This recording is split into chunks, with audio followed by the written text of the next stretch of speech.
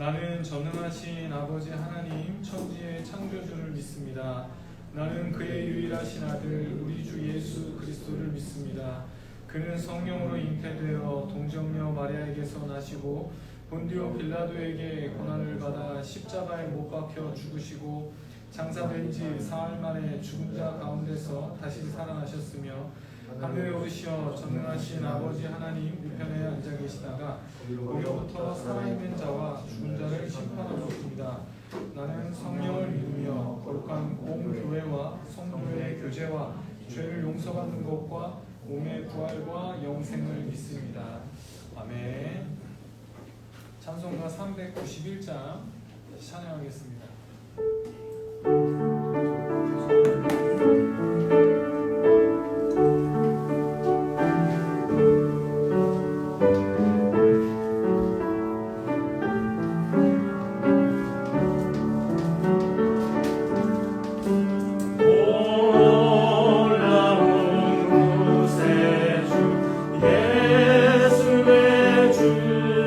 참 능력의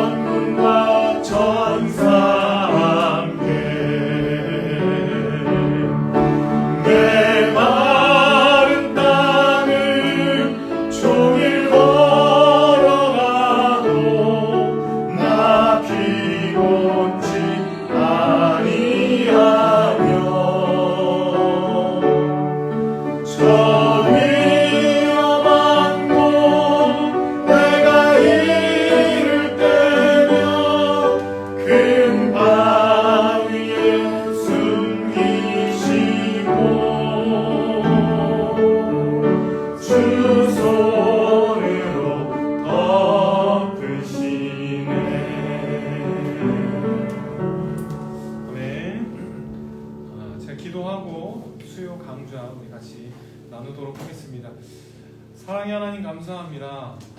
우리가 인간론을 통해서 우리 안에 어떤 죄가 있는지, 우리가 얼마나 무능력한지를 다시 한번 확인합니다. 그러나 하나님께서 그런 부패와 어려움 가운데에도 우리를 포기하지 않으시고 은혜를 베풀어 주셔서 우리로 하나님을 알게 하시고 하나님의 백성으로 살 수 있게 불러주셨음을 또한 우리가 배웁니다.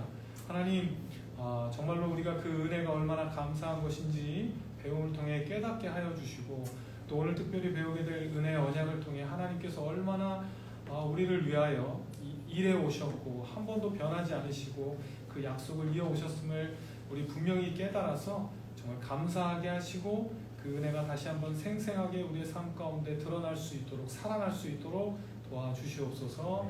이 시간 함께해 주실 줄 믿사오며 예수님의 이름으로 기도드렸습니다. 네. 이제 우리 오늘은 인간론 마지막 시간이고요. 그래서 우리 지난 시간까지 그 인간의 타락에 대해서 어떻게 인간의 그 타락이 오늘날 그 아담의 그 첫 번째 범죄가 오늘날 우리에게 어떻게 전달되었는지 같이 배웠습니다. 한 가지만 복습을 하면요, 아담이 첫 번째 지은 죄가 원죄는 아니라고 했습니다. 그걸 이제 최초의 죄라고 구분하고, 그 죄로 말미암아 우리에게 전가된, 그래서 우리는 원죄를 가지고 태어나는, 그 우리가 가지고 태어나는 그 근본적인 죄를 원죄라고 하지, 첫 번째 아담이 지었던 그 죄는 최초의 죄라고 이렇게 구분해서 설명한다고 말씀드렸습니다. 중요한 건 그래서 우리가 원죄를 가지고 이제 태어난다는 겁니다. 오늘은 특별히 이제 언약에 대해서 같이 배울 건데요. 언약에 대해서 같이 배울 건데, 성경에는 이제 크게 말하면 두 가지 언약이 있습니다. 행위 언약과 은혜 언약입니다.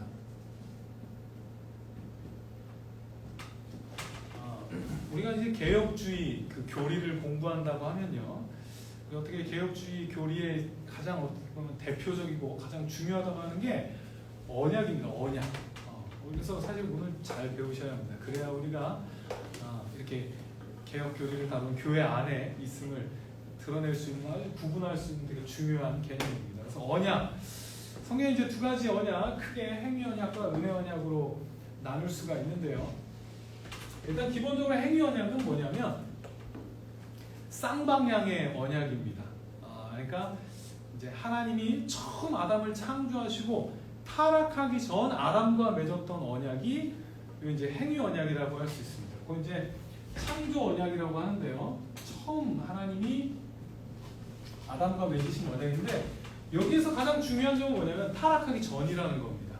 하나님의 형상대로 지음받은, 타락하기 전 오히려 하나님의 법을 즐거워하는 그런 상태의 아담과 맺은 그 언약이 창조 언약이고요. 이 언약의 특징이 행위 언약인데요, 행위 언약은 그렇게 하나님과 그 인간 사이에 이제 맺은 언약인데, 여기에 중요한 특징은 뭐냐면 조건이 가능하다는 겁니다. 조건이 있다는 겁니다. 우리 다 아시죠?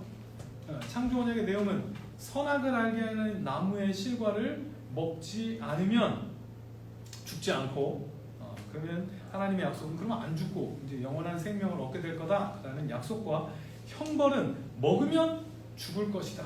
이제 죽음에 대해서도 우리 세 가지로, 신체적 죽음, 영적 죽음, 그다음에 영원한 죽음, 이런 내용들을 같이 다뤘습니다. 죽을 거다. 그 언약, 그게 언약이 이제 창조 언약입니다. 이거의 아주 중요한 특징은 아담에게 달려 있다는 겁니다. 이게 이제 행위 언약의 아주 중요한 특징입니다. 아담의 행위에 따라서 그 조건을 성취하느냐 아니냐에 따라서 상을 받기도 하고 벌을 받을 수 있는, 우리가 그 흔히 생각하는 언약, 우리가 흔히 생각하는 언약은 그래서 행위 언약입니다. 하면 상 받고, 지키면 상 받고, 안 지키면 벌 받는 거. 이게 그게 이제 쉽게 말하는 행위 언약인데요. 문제는 이제 아담이 행위 언약을 어겼죠. 우리 지난 시간까지 배웠던 게 어겨서 원죄가, 이제 모든 인간이 원죄를 가지고 태어나게 됩니다. 그래서 문제가 발생했는데요. 이거 조금 복습을 하면, 우리 지난 시간 거는 조금 복습을 하면요, 원죄라는 게 좀 어렵게 이제 풀어서 그때 설명을 했습니다. 좀 자세히 하면 원죄라는 게 두 가지로 나눠진다고 했어요. 두 가지.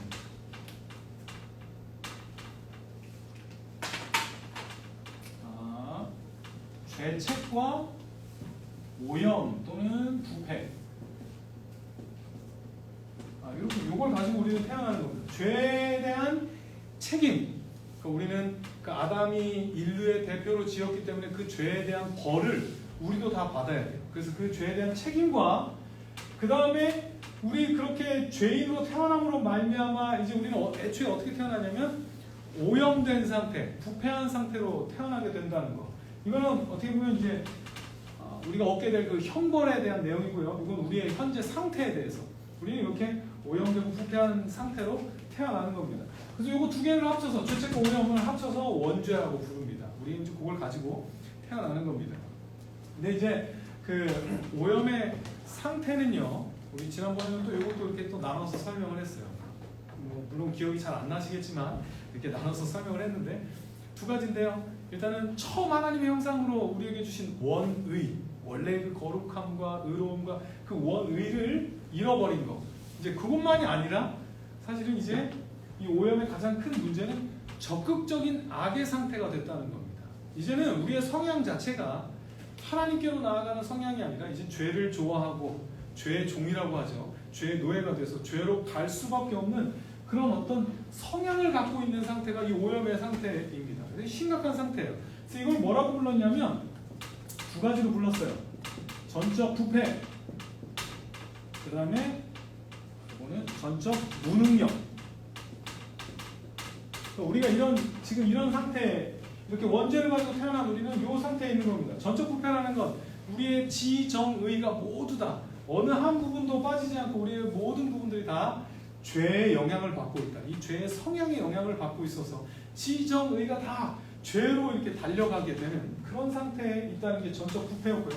전적 무능력은 어떤 것이냐면 이제 죄를 좋아하는 어떤 그 경향성 때문에 스스로는 절대로 하나님께로 갈 수도 없고요. 가고 싶어 하지도 않고요. 가려고 하지 않는 그런 무능력한 상태, 전적 부패와 전적 무능력한 상태가 우리라는 겁니다. 이 원죄의 상태, 그래서 이게 왜 중요하냐면요. 원죄의 상태로 태어나는 우리가 행위 언약 아래 놓인다는 건 이건 이제는 불가능한 거예요. 우리가 이 행위 언약의 특징이 조건이라고 했는데요.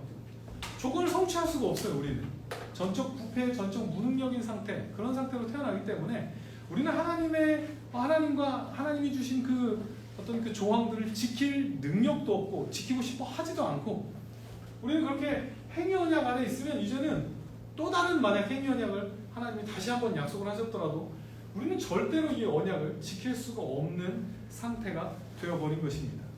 그랬는데 하나님께서 이제 그 상태에서 포기하지 않으시고 하나님께서 우리에게 은혜를 베푸셔서 다시 언약을 주시는데요. 다시 언약을 주시는데 새로운 언약을 주시는데 그것이 이제 그 이후로 나타나는 것은 이제 은혜 언약이라고 부릅니다. 요 창조 언약 말고 요 이후, 그러니까 이제 요걸 나누는 기준은 타락 후겠지요. 타락 후에 나오게 되는 이제 뭐 오늘 그 언약들이 어떤 것들이 나오는지 성경 전체에서 이렇게 중요한 내용들만 갖추어서 할 건데요. 타락 후에 나오는 모든 언약들은 이제 어떤 언약이냐면 은혜 언약입니다. 은혜 언약이라는 것은 조건이 아니에요. 우리가 어떤 조건을 성취해서 되는 것이 아니라 오히려 은혜 언약이라는 것은 하나님의 일방적인 약속인 겁니다. 내가 이거 이렇게 하겠다. 이 조건은 뭐냐면 네가 이걸 하면 내가 이걸 하겠다인데 그게 아니라 지금 일방적으로 하나님께서 내가 이것들을 하겠다. 어떤 그 순종과 불순종에 따른 그 결과로 뭘 하겠다는 약속이 아니라 은혜 언약은 하나님께서 일방적으로 주는 조건이 없는 어떻게 보면 선물인 언약입니다. 이게 되게 중요한 게요. 옛날에 이제 그 구약 성경은 히브리어로 기록되어 있잖아요. 히브리어로 기록되어 있고 이제 나중에 예수님 오시고 나서 이제 교회가 처음 생기고 신약 성경이 쓰여질 당시에, 그 신약 성경이 쓰여지기 전에 이제 그때 그 유대인들이 구약 성경을 읽으려고 유대인들 어떻게 했냐면 그 당시에 쓰는 이제 그 신약 시대 예수님 오실 때쯤에 쓰던 말이 헬라어니까 히브리어를 잘 모르는 유대인들을 위해서 이제 그 히브리어 성경을 헬라어로 번역을 했어요. 나름대로 번역을 했는데 그때 번역을 할 때 이 언약을 뭘로 번역을 했냐면요. 언약을 뭘로 번역했냐면 헬라어로 유언이라는 말로 번역을 했어요. 언약이라는 말이 있는데도 그 헬라어 단어가 있는데 그거보다는 유언에 가까운 그 단어를 써서 번역을 했다는 겁니다. 왜냐하면 그 의미를 잘 드러내기 위해서요. 언약이라는 게 성경에 나오는 언약은 은혜 언약이기 때문에 그 이후의 언약은 쌍방적인 게 아니라 뭐 이렇게 계약 이런 단어가 있는데 그걸 안 쓰고 유언은 일방적이잖아요. 약간 오히려 그 의미가 좀 다른 것 같은데도 일부러 그 단어를 쓴 이유는 그걸 강조하기 위해서였습니다. 뭐냐면 하나님께서 하나님 편에서 주시는 약속. 이게 쌍방이 아니라 우리 서로 너 이거 해 나 이거 해 이런 약속이 아니라 하나님이 일방적으로 주시는 약속이라는 의미를 강조하기 위해서 그렇게 일부러 번역을 했다는 것입니다. 이거 되게 중요합니다. 그래서 우리는 행위 언약을 지킬 수가 없는 원죄 때문에 그런 상태가 됐기 때문에 하나님이 포기하지 않으시고 우리를 다시 구원하시기 위해서 은혜 언약을 시작하시는 겁니다. 오늘 이 시간에는요. 성경에 나오는 은혜 언약들을 한번 찾아보려고 해요.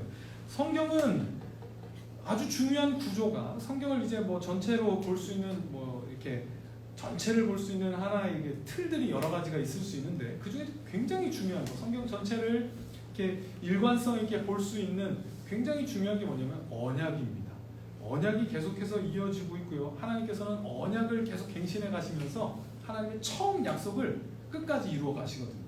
그래서 첫 번째 우리 창세기 3장 15절 이거 우리가 잘 아는 말씀이죠. 창세기 3장 15절입니다.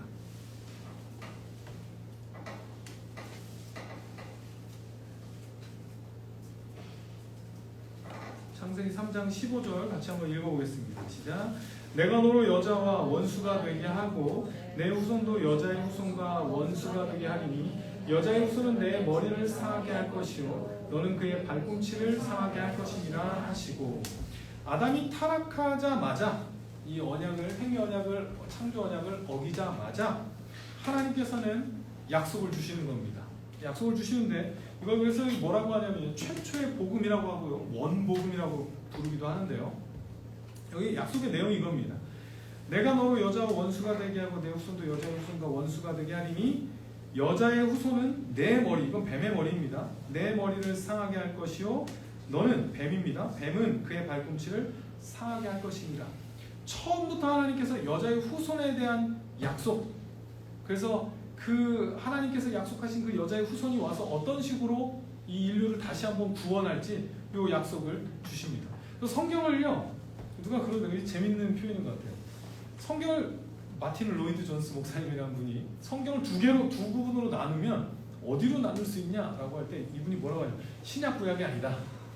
창세기 3장 14절까지와 15절부터 이렇게 나눠지는 거다. 이렇게 말씀하실 정도. 왜냐면 요때부터 약속이 시작됐고요.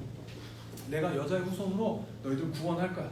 약속이 시작됐고 그 약속을 이루어 가시는 하나님이 이루어 가시는 그것들을 보여주는 게 뭐냐면 성경입니다.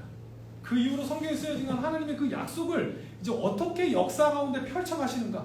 사실은 그 내용이 그러니까 이게 창세기 3장 15절이 모든 성경에 어떻게 보면 출발점이고 이 성경 전체 내용에 어떻게 보면 이 어떻게 펼쳐질지를 보여주는 핵심이라고 할 수 있는 겁니다. 여자의 후손이 올 거다. 그래서 구원할 거다. 그리고 역사 속에서 그게 어떻게 펼쳐지는지 이제 앞으로 성경을 통해 나타나게 되는 겁니다. 그래서 중요합니다. 이거는 적어야 될 것 같아요. 이 언약들 먼저 첫 번째는 아담 언약이라고 부릅니다. 요것과 구분하셔야 합니다. 요 창조 언약과는 구분하셔서 사실 창조 언약이 1번이라고 할 수 있는데 창조 언약은 행위 언약이고 은혜 언약 첫 번째 언약이 아담 언약. 창세기 3장 15절에 여자의 후손 그 약속이 아담 언약입니다. 이게 이제 시작이고요. 그리고 나서부터는 이 내용을 하나님이 역사 속에서 조금 더 풍성하게 이렇게 드러내 주시는데요. 우리 두 번째는 창세기 9장 한번 가보겠습니다. 창세기 9장 9절에서 12절인데요.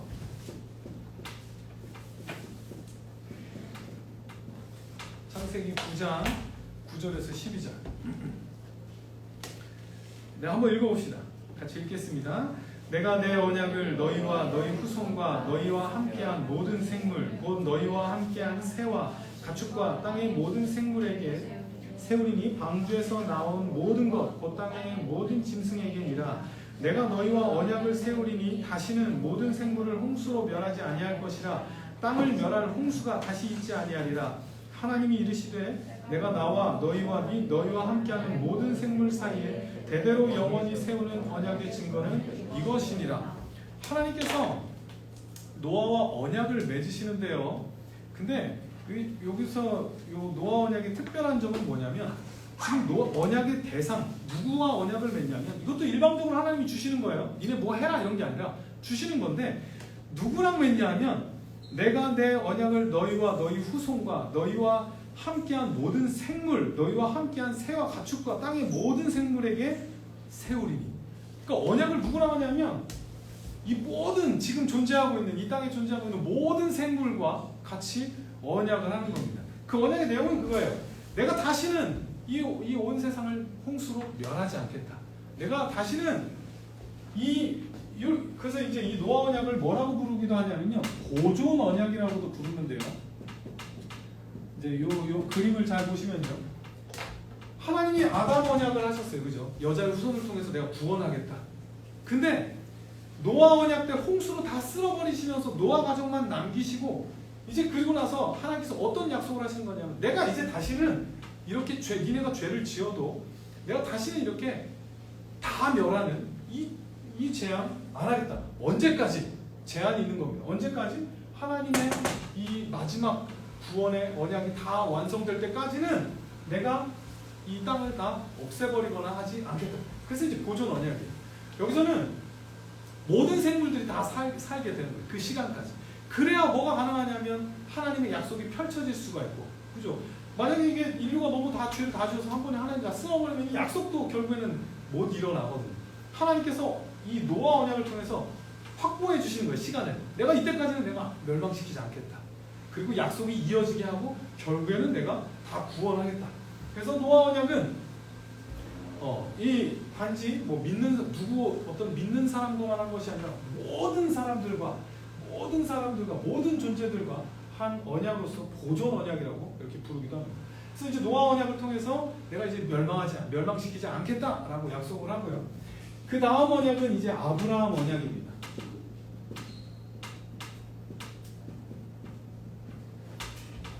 아브라함 언약입니다. 창세기 17장. 뭐 아브라함 언약은 사실 여러 번 하나님이 이렇게 갱신시켜 주시는데 우리 그냥 대표적인 거 하나만 찾아보겠습니다. 17장 12장부터 사실은 그 하나님의 약속이 있는데요. 근데 아예 구체적으로 언약을 세우는 장면을 17장 5절에서 8절 우리 한번 읽어보겠습니다. 시작.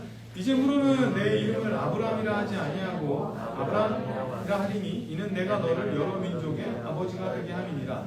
내가 너를 심히 번성하게 하리니 내가 내게서 민족들이 나게 하며 왕들이 내게로부터 나오리라. 내가 내 언약을 나와 너 및 내 대대 후손 사이에 세워서 영원한 언약을 삼고 너와 내 후손의 하나님이 되리라. 내가 너와 내 후손에게 내가 거류하는 이 땅 곧 가나안 온 땅을 주어 영원한 기업이 되게 하고 나는 그들의 하나님이 되리라. 여기서 이제 굉장히 중요한 내용이 나오는데요. 보통 이제 언약 공식이라고 하는데 하나님께서 이 언약을 이루어 가시는 이유, 아담으로부터 시작해서 이 언약을 해가는 최종 목적이 뭐냐면 이겁니다. 내가 너와 내 후손의 하나님이 되고 나는 그들의 하나님이 되겠다. 그들이 내 백성이 되고 내가 그들의 하나님이 되겠다. 그게 언약 공식이라고 불러요. 이거를. 그게 사실은 이 언약의 최종 목적이에요. 하나님께서 아브라함을 부르셔서 뭐 하냐면 이제 아담 언약이 구체화되는 겁니다. 내가 메시아 보내서 분명하게 이렇게 다 구원할 건데 그 방법으로 여기서는 여자의 후손이었다면 이제 아브라함에게서는 아브라함의 후손으로 조금 더 구체화되는 겁니다. 여자의 후손 누군지 몰라요. 그냥 이제 앞으로 올 인류 중에 그 후손. 그리고 이제는 아브라함이라는 하나님께서 선택하신 한 민족에게서 그 메시아가 나올 거라고 이제 범위가 좁혀지면서 더 구체화되면서 하나님의 구원이 아브라함을 통해서 그 모든 다른 모든 민족들을 돌아오게 하는 그 하나님의 그 계획을 이제 이 아브라함 언약을 통해서 좀 더 구체적으로, 이 아담 언약에서는 그냥 아주 그냥 그 일반적인 내용만 했다면 이제 훨씬 더 구체화돼서 아브라함 언약을 통해서 나타나게 되는 겁니다. 그래서 하나님이 선택된 민족이 있고 내가 얘들과 언약을 맺어서 얘들을 통해서 내가 다른 민족들도 다 돌아오게 하겠다라는 훨씬 더 이제 구체적인 언약이 나옵니다. 그리고 네 번째는요, 모세 언약입니다. 참 이게 이 새 언약이 중요한 새 언약이 다 창세기에 있다는 게 창세기가 얼마나 중요한 성경책인지 모르겠습니다. 네 번째는 모세 언약인데요. 모세 언약에 대표적으로 우리 생각나는 게 십계명, 뭐 율법 이런 게 생각나죠. 모세 언약이 은혜 언약입니까? 어떤 것 같습니까? 우리 지금 아까 배웠죠. 행위 언약과 은혜 언약의 차이가. 은혜 언약은 조건 없이. 근데 율법은 어떻습니까? 율법은 어떻게 생각하십니까? 뭐 별 문제 없어 보입니까? 뭐 그러면 그냥 넘어갔고요. 문제가 있어야 되는데, 그죠? 율법은 어떻습니까? 십계명은 그냥 하나님이 뭐 하겠다 약속하시는 게 아니잖아요. 사실은 니네 이거 해라, 이거 해라, 이거 해라, 이거 해라 해야 니네 가나안 땅에서 계속 있을 거다. 그런데요, 이게 사실은 모세 언약도 이 십계명도 굉장히 그런 어떤 조건을 제시하는 행위 언약처럼 보이지만 사실은 십계명이 뭘로 시작하냐면, 한번 찾아볼까요? 출애굽기 20장 2절. 출애굽기 20장 2절 한번 찾아보시면요, 이렇게 시작을 합니다. 십계명의 시작은 사실 여기예요. 이게 되게 중요해요. 같이 한번 읽어볼까요? 2절 시작. 나는 너를 애굽 땅 종되었던 집에서 인도하여 낸 내 하나님 여호와니라. 하나님께서 먼저 구원하셨음을 밝히고 있어요. 그 은혜 언약이에요. 하나님께서 먼저 구원하셨음을 밝히고, 그래서 이걸 어떻게 나누냐면요, 분명 행위 언약적인 요소가 이제 뒤에 나오죠. 니네 뭐 이렇게 해라, 이렇게 해라, 이렇게 해라. 그래야지 이 땅에서 영원히 살 거다. 행위 언약적인 요소가 나오는데 이거를 어떻게 구분해서 생각할 수 있냐면요, 이거예요. 개인적인 차원에서 이스라엘 백성 한 사람 한 사람에게서는 하나님의 은혜 언약이에요. 이게 다 구원하셨거든요. 구원하셔서 이미 구원하셨고, 그런 구원받은 사람들에게 이 조건처럼 보이는 율법을 주셨는데요, 이 율법은 이 행위 언약처럼 보이는 것은 어디에서만 적용되는 거냐면 이스라엘이라는 나라 차원에서만 그 적용이 되는 거예요. 무슨 의미냐면 이스라엘이라는 국가는 행위 언약 안에 있어요. 근데 그래서 이 율법을 잘 지키면 이 땅에서 영원히 살고, 잘 지키지 않으면 지옥 가는 게 아니에요. 잘 지키지 않으면 이 가나안 땅에서 쫓겨나게 되는 거예요. 그러니까 나라로서, 이스라엘 나라로서, 하나님께서 주신 제사장 나라라는 그 역할로서, 나라로서는 행위 언약이지만 한 개인의 구원에 있어서는 분명히 은혜 언약이라는 겁니다. 하나님께서 불러주셔서 이 구원받은 백성들이, 왜 그게 이제 더 분명하게 나타나는 게, 결국 이스라엘 어떻게 됩니까? 율법 안 지켜서 쫓겨나죠. 근데 율법을 안 지켜서 결국 행위 언약에 따라서 이방으로 쫓겨나지만 하나님이 어떻게 하냐면 그 쫓겨난 사람들과 함께 하시거든요. 그러니까 이게 하나님과 떨어지냐 아니냐의 행위 언약이 아니라 이스라엘이라는 어떤 그 나라 가나안 거주에 대한 행위 언약이지, 이 모세 언약 자체는 여전히 은혜 언약이고요. 더군다나 이 율법의 내용이 사실은 나중에 오게 될 그 메시아의 사역을 뭔지를 보여주는, 메시아가 어떤 일들을 할지를 보여주는 그런 굉장히 중요한 역할을, 오히려 앞으로 올 그 약속된 아담 언약 때 약속된 그 메시아가 어떤 일을 할 것인지, 어떻게 구원하실 것인지를 구체적으로 드러내는 일을 모세의 율법이 하고 있습니다. 대표적인 걸로 율법이 뭐 이런 거죠. 제사, 또 뭐가 있을까요? 제사, 제물, 제사장, 성막, 이런 요소들이 이제 나옵니다. 제사법에서 이런 요소들이 나오는데요, 결국 이것들이 뭘 알려주냐면요, 제사가 나중에 오실 그 메시아가 어떤 방식으로 우리를 깨끗게 하실 것인지, 여기는 이제 그 동물 제사를 통해서 임시적으로 보여주는 것이지만 나중에 올 때 그렇게 그 메시아가 이런 방식으로 이렇게 제물이 돼서 또 제사장이 되셔서 우리를 그렇게 구원하시고 중보하실 것을 드러내고, 진짜 나중에 최종 성막이 돼서 하나님과 함께 할 수 있게 하는 그 메시아의 역할을 이렇게 잘 드러내고 있습니다.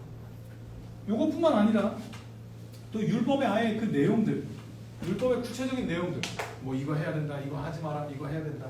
그 율법의 내용들은 또한 예수님께서 이것들을 다 성취하는, 뭐 기억하시면 너무 좋겠는데 예전에 할 때 예수님 두 가지를 하신다 그랬어요. 우리 구원을 위해서 능동적 순종과 수동적 순종이라고 그때 했었습니다. 그래서 수동적 순종은 사실 여기에 해당되는 거예요.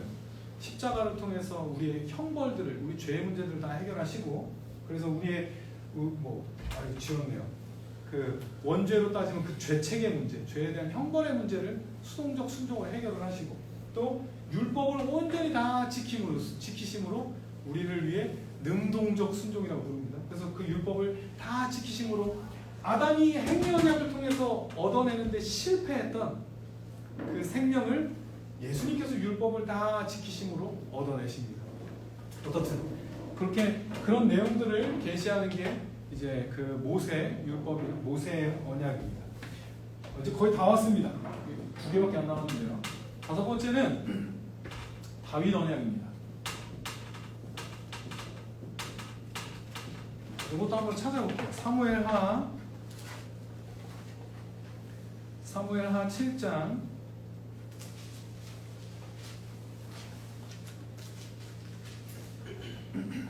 사무엘하 7장 12절에서 16절입니다.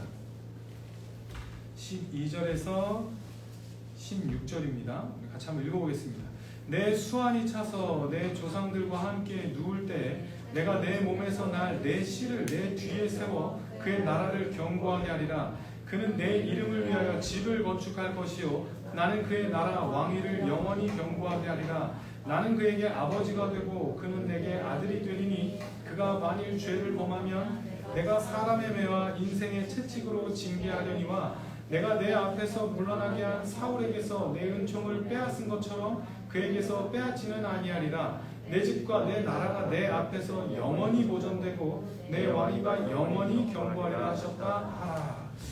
요 내용이 누구에 대한 내용인 것 같습니까? 문자적으로 솔로몬이죠.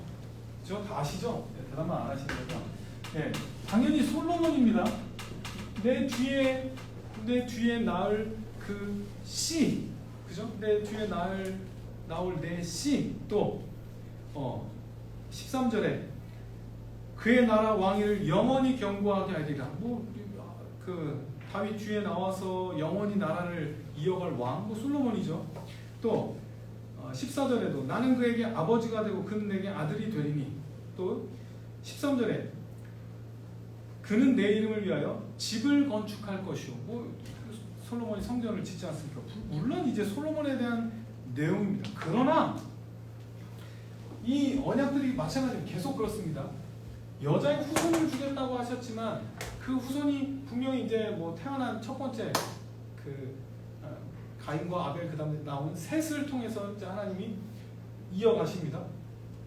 단지 곧 태어나는 그 사람에 대한 약속만이 아니라 더 넘어서 메시아를 본 것처럼, 또 아브라함 언약도 마찬가지죠. 아브라함에게 내 씨를 주겠다라고 했는데 그게 누굽니까? 씨가 결국 일단은 이삭이죠. 근데 신약에서 분명히 그 씨를 누구로 해석하냐면 예수님으로 해석을 하거든요. 그러니까 그 내용 자체가 이삭에게 대한 내용이면서도 동시에 앞으로 올 예수님을, 메시아에 대한 예언, 그렇게 두 가지 의미를 다 담고 있는 것처럼, 마찬가지로 다윗 언약에서도 이게 솔로몬에 대한 예언처럼 보이지만 이걸 넘어서서 또한 앞으로 올 다윗의 그 씨, 진짜로 메시아에 대한 그 내용들을 담고 있는 겁니다. 이거 얼마나 딱 맞아 떨어지는지 모릅니다. 예를 들어서 네 왕위가 영원할 거라고 했는데, 근데 사실 다윗 왕가는 망하거든요. 역사 속에서 망합니다. 결국에는 그 바벨론에게 완전 멸망하게 되고 이제 더 이상 그 왕권이 이어지지 못합니다. 근데 그 얘기를 하는 게 아닌 거죠. 사실은 더 넘어서 다윗으로부터 태어날 예수 그리스도 메시아에 대한 예언이 여기에 담겨 있는 겁니다. 심지어 집을 건축하겠다. 예수님이 진짜 성전이 되시거든요. 최종적 성전이 되어주십니다. 그렇게 이 다윗 언약에서도 또 역시 앞으로 그 메시아에 대한 그 역할을 이제 보여줍니다. 특별히 중요한 게 다윗이라는 왕을 통해서 나중에 메시아가 어떤 역할을 하실 건지 그걸 잘 보여주시는데요. 하나님, 다윗, 그 다음에 이 백성, 그 사이에 다윗 왕으로서 그 하나님과 백성 사이를 중재하는 그 역할을 하는 그 메시아의 역할이 어떤 것인지를 다윗을 통해서 그렇게 미리 보여주는 겁니다. 지금 이게 어떤 얘기를 하고 있는 거냐면 처음 여자의 후손으로 시작했던 그 계시가 하나님에 대한 하나님이 주신 그 약속이 갱신되면서 점점 살이 붙고 구체적이 되는 겁니다. 이때는 여자의 후손이었다가 이제 나중에 아브라함의 후손으로 바뀌고 그 다음에 구체적으로 모세 언약을 통해서 어떤 일들을 할 건지가 다 드러나고 다윗 언약을 통해서는 이제 그 왕으로서 어떤 메시아가 어떤 역할을 할 것인지 점점 구체적으로 하나님께서 보여주시는 겁니다. 그리고 나서 이제 마지막으로 새 언약이 있습니다. 이제 실제적으로 그 역사 속에서 이스라엘 나라는 망하지만 하나님께서 약속을 주십니다. 예레미야 31장 대표적인 구절로 예레미야 31장 31절에서 34절을 한번 보겠습니다. 네, 같이 읽겠습니다. 시작. 여호와의 말씀이니라. 보라, 날이 이르리니 내가 이스라엘 집과 유다 집에 새 언약을 맺으리라. 이 언약은 내가 그들의 조상들의 손을 잡고 애굽 땅에서 인도하여 내던 날에 맺은 것과 같이 아니할 것은 내가 그들의 남편이 되었어도 그들이 내 언약을 깨뜨렸음이라. 여호와의 말씀이니라. 그러나 그날 후에 내가 이스라엘 집과 맺을 언약은 이러하니 곧 내가 나의 법을 그들의 속에 두며 그들의 마음에 기록하여 나는 그들의 하나님이 되고 그들은 내 백성이 될 것이라. 여호와의 말씀이니라. 그들이 다시는 각기 이웃과 형제를 가르쳐 이르기를 너는 여호와를 알라 하지 아니하리니 이는 작은 자로부터 큰 자까지 다 나를 알기 때문이라. 내가 그들의 악행을 사하고 다시는 그 죄를 기억하지 아니하리라. 여호와의 말씀이니라. 새 언약은 이겁니다. 내가 그때 어떤 일을 할 거냐면 옛 언약과 다르다 하고 그 옛 언약은 뭐로 가지고 오냐면 이겁니다. 모세 언약에 특별히 그 나라에게 주었던 그 조건, 행위 언약이었던 그 요소들, 율법의 요소들을 가지고 와서 그것과 비교해서 마지막 최종적인 그 일들이 어떤 일들이 일어날 것인지를 보여주는데요. 어떻게 보면 은혜 언약의 절정을 보여주는 건데 굉장히 놀라운 내용들인 겁니다.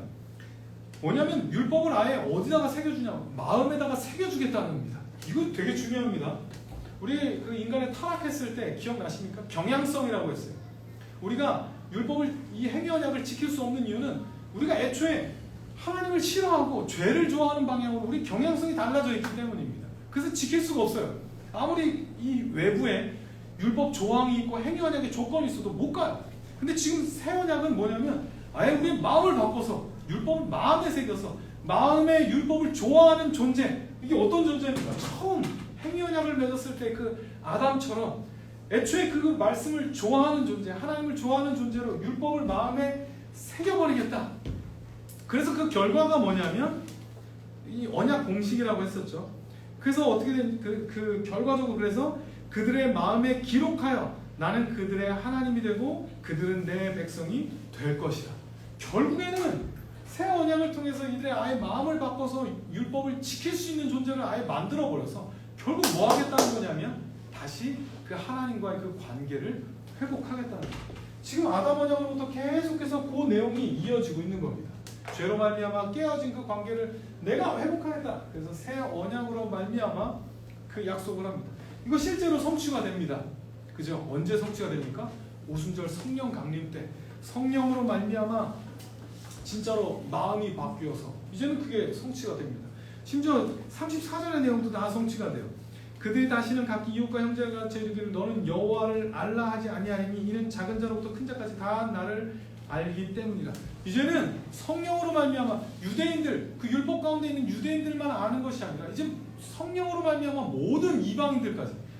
사실 우리가 이방인이지 않습니까? 그죠? 그 육체적으로 볼 때 우리까지도 이제 하나님을 다 알게 되는 그런 놀라운 시대가 오순절 성령 강림을 통해서 그 새 언약이 이제 시작되었음을 보여주는 것입니다. 이게 이제 여기까지가 은혜 언약입니다.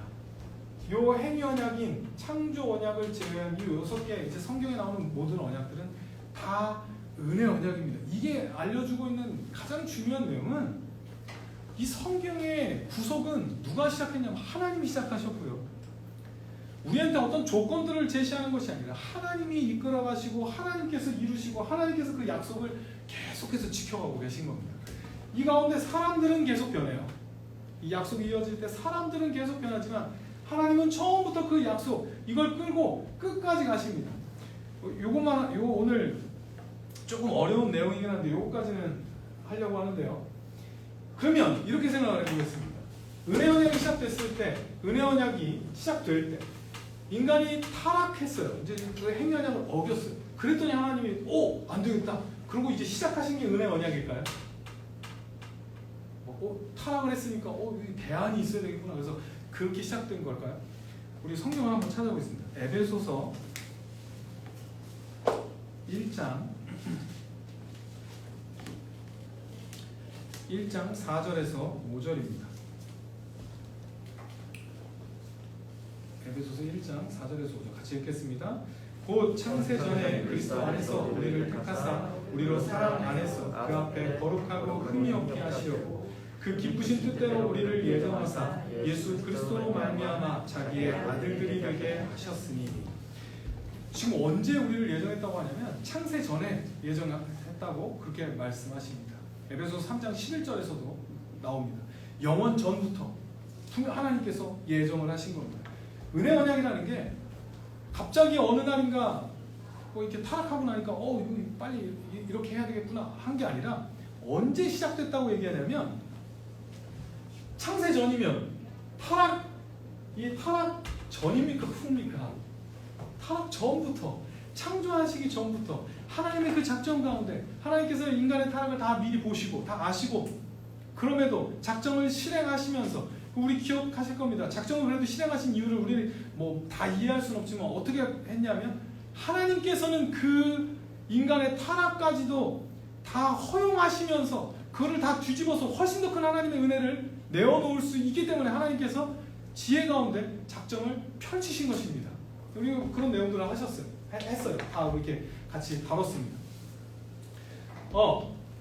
지금 하나님께서 이 은혜 언약을 언제 계획을 하셨냐면요. 창세 전에 영원 가운데 계획을 하신 겁니다. 이거를 우리 옛날에 예전에 담임 목사님이 계속 설교하셨어요. 담임 목사님 설교하시면서도 되게 힘들어하시면서 이해하셨을까 이러면서 되게 걱정하셨는데 그게 뭐였냐면 구속 언약입니다. 은혜 언약이 어떻게 펼쳐지냐면요. 여기 도표로 하면 이겁니다.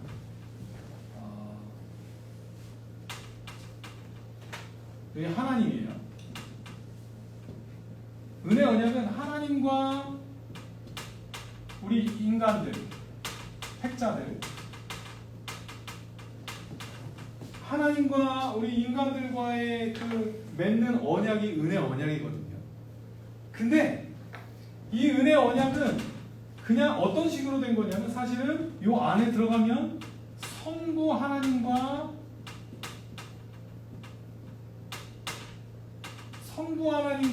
성자 예수님 사이에서의 그 언약을 기초로 해서 우리가 이렇게 인간들을 구원하자 이렇게 그 삼위 하나님의 계획 가운데 그리고 역사 가운데 드러난 게 이제 은혜 언약인 겁니다.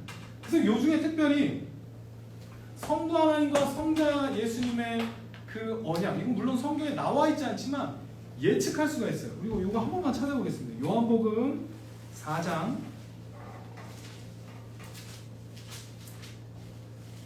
구절이 굉장히 많은데 몇 개만 찾아볼게요. 요한복음 4장 34절 한번 읽어보겠습니다. 시작. 예수께서 이르시되 나의 양식은 나를 보내신 이의 뜻을 행하며 그의 일을 온전히 이루는 것이냐. 예수님께서 오셔서 어떤 말씀을 계속 하시냐면 나를 보내신 이의 뜻을 행하는 것. 그러니까 자기가 원해서 어떤 일을 행하는 게 아니라 이미 기록된 거. 이거 조금 더 자세히 나오는 건 17장 요한복음 17장 4절 한번 보겠습니다. 같이 읽겠습니다. 시작. 아버지께서 내게 하라고 주신 일을 내가 이루어 아버지를 이 세상에서 영화롭게 하였사오니, 아버지께서 내게 하라고 주신 일이 있다는 겁니다. 이미 5절 보시면요, 아버지여 창세전에 내가 아버지와 함께 가졌던 영화로서 지금도 아버지와 함께 나를 영화롭게 하옵소서. 창세전에 이미 아버지와 같이 계셨어요. 6절 같이 읽겠습니다. 시작. 세상 중에서 내게 주신 사람들에게 내가 아버지의 이름을 나타내었나이다. 그들은 아버지의 것이었는데 내게 주셨으며 그들은 아버지의 말씀을 지키었나이다. 언제 주신 거예요?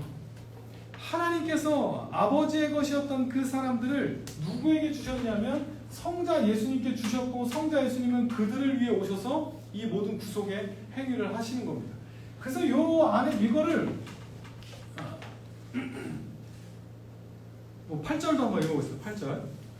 나는 아버지께서 내게 주신 말씀들을 그들에게 주었사오며 그들은 이것을 받고 내가 아버지께로부터 나온 줄을 참으로 아오며 아버지께서 나를 보내신 줄도 믿었사옵나이다.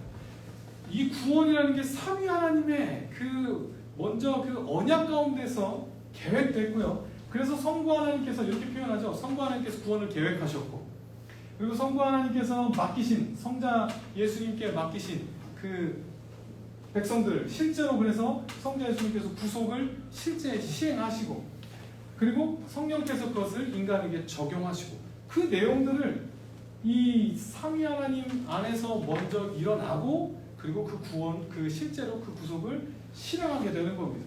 그래서 이 안에서 성부와 성자가 내가 요 사람들을 부탁한다, 예수님께 맡긴 요거를 구속 언약이라고 하는 겁니다. 구속 언약은 특별히 그래서 이건 언제 일어난 거냐면 창세 전에. 그래서 이걸 영원 전이라고 표현합니다. 처음에 삼위 하나님이 계실 때, 그때 성부와 성자 사이에 있었던 이 언약을 그래서 구속 언약이라고 하고요. 이거를 통해 이 구속 언약이 역사 가운데 나타난 게 뭐냐면 은혜 언약인 겁니다. 그래서 은혜 언약은 애초에 기초가 있었습니다. 처음부터 하나님의 그 작전 가운데 성부와 성자의 사이에 맺었던 그 언약을 기초해서 예수님께서 오셔서 그들을 위해 돌아가시고 그들을 구원하시려고, 성부가 맡겨주신 그 사람들을 구원하시려고 성자께서 오셔서 여기서 맺으실 때 성자는 인간의 대표로서, 아담이 원래 인간의 대표였잖아요. 이제는 성자께서 다시 인간의 대표로서 성부와 언약을 맺으시고, 그리고 그 일들을 이제 역사 가운데에서 펼치신 것이 은혜 언약인 겁니다. 그래서 구속 언약은 영원전에 이렇게 있었던 성부와 성자의 그 언약이고, 그게 펼쳐지는 게 은혜 언약입니다. 그래서 은혜 언약은 사실 하나님께서 창세전부터 계획하신 그 일들이 오차 없이, 한치의 오차도 없이 하나님의 뜻 가운데로 지금 펼쳐지고 있고요. 계속해서 이루어져 가고 있는 겁니다. 우리가 이런 것들을 배우는 이유는요, 성경에 너무 중요한 뼈대는 이 하나님의 언약에 의해 이끌어져 가고 있고요. 중요한 것은 우리가 어떻게 이 자리에 와 있냐면, 하나님의 이 언약 가운데 이미 창세전에 이런 엄청난 일들을 우리를 위해 계획하시고 다 작정하셔서 그 결과로 오늘 우리가 이 자리에 나와 있고요. 그래서 우리는 이 언약을 강조하는 우리 개혁주의에서는 너무 당연하게 뭘 가질 수 있냐면 확신을 가질 수 있는 겁니다. 확신을. 하나님께서 이 언약을 이렇게 여기까지 지켜오셨는데 그럼 우리의 앞으로는 어떻게 될 것인가? 우리 앞으로의 그 구원의 완성은 어떻게, 하나님이 이렇게 완벽하게 하나님의 언약대로 이끌어 오셨는데 이건 우리랑 관계없죠. 우리가 뭘 해서가 아니죠. 은혜 언약 가운데 여기까지 이끌어 오신 하나님께서 결국에는 결말로 갈 건데요. 우리 계시록 21장 3절만 우리 마지막으로 찾아보고 마치겠습니다. 요한계시록 21장 3절입니다. 마지막에 새 하늘과 새 땅에 그 중에 나오는 내용입니다. 3절 시작. 내가 들으니 보좌에서 큰 음성이 나서 이르되 보라, 하나님의 장막이 사람들과 함께 있음에 하나님이 그들과 함께 계시리니 그들은 하나님의 백성이고 하나님은 친히 그들과 함께 계셔서. 지금 이게 어떤 겁니까? 아까 기억하십니까? 언약 공식. 하나님이 그들과, 하나님의 백성들과 함께 계시고 그들의 하나님이 되어주시는 겁니다. 결과적으로 마지막 요한계시록에서 어떻게 끝나냐면 그걸로 끝나는 겁니다. 이 모든 언약들이 결국에는 성취되는 모습으로 그렇게 마무리가 되는 겁니다. 그게 성경의 이 중요한 뼈대가 되는 스토리입니다. 하나님께서 이렇게 구원을 계획하셨고, 그리고 이 역사 가운데 언약을 통해서 하나님의 계획이 어떻게 이루어져 가고 어떻게 구체화되어 가는지를 보여주시고, 결국에 마지막 계시록에서 완전히 이루어지는 것. 이게 성경의 아주 중요한 뼈대이자 큰 그림이고, 우리는 이제 요걸 기초로 해서, 요 뼈대를 기초로 해서 이제 다음 시간부터는 기독론. 그러면 예수님께서 그럼 어떤 이 구도 속에서, 이 구속 언약 속에서 예수님께서 오셔서 그러면 어떤 일들을 하셨는가를 다음 주부터 예수님에 대해서, 이제 기독론에 대해서 같이 배우게 될 겁니다. 우리 이 큰 그림들을 좀 뭐 어렵고 지금 시간이 없어서 막 이렇게 급하게 가긴 했지만, 이 큰 그림들을 가지고 우리 성경을 읽으시고요, 또 이 큰 뼈대를 가지고 성경의 우리 설교를 들으셔야 우리 이렇게 맞게, 자리에 맞게 큰 어떤 흐름을 놓치지 않고 우리 성경을 읽을 수 있고요, 많은 유익을 누릴 수 있으실 거라고 생각이 듭니다. 가장 중요한 거, 요거 하나는 꼭 붙잡으셔야 됩니다. 은혜 언약이라는 거. 창세기 3장 14절 이후로는 은혜밖에 없는 겁니다. 진짜 하나님께서 계획을 다 이루어 가시는 과정 가운데 있고, 우리도 마찬가지입니다. 우리가 하나님과의 관계가 이렇게 해오셨는데 갑자기 어느 날인가 행위 언약처럼 우리가 하나님과 관계를 맺고 있다고 생각하시면 안 됩니다. 하나님께서 우리를 여기까지 이끌어 오셨고 여전히 붙들고 계시고, 그 은혜 가운데 우리가 여기에 있음을 우리 분명히 묵상하셔서 구체적으로 그 은혜에 정말 감사할 수 있는 우리가 되었으면 좋겠습니다. 기도하겠습니다.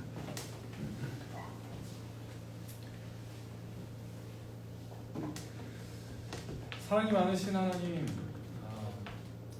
우리가 짧은 시간 동안 언약에 대해서, 은혜 언약에 대해서 성경 속에 어떻게 펼쳐져 있는지를 간단하게 우리 같이 나누었습니다. 우리 정말 말로만 모든 것이 은혜라고 고백하는 것이 아니라 진짜로 하나님께서 어떻게 이루어 오셨는지를 말씀 통해 확인하고 더 구체적으로 감사하고 더 실제적으로 그 은혜를 누리며 살아가는 성도들이 될 수 있도록 하나님 축복하여 주시옵소서.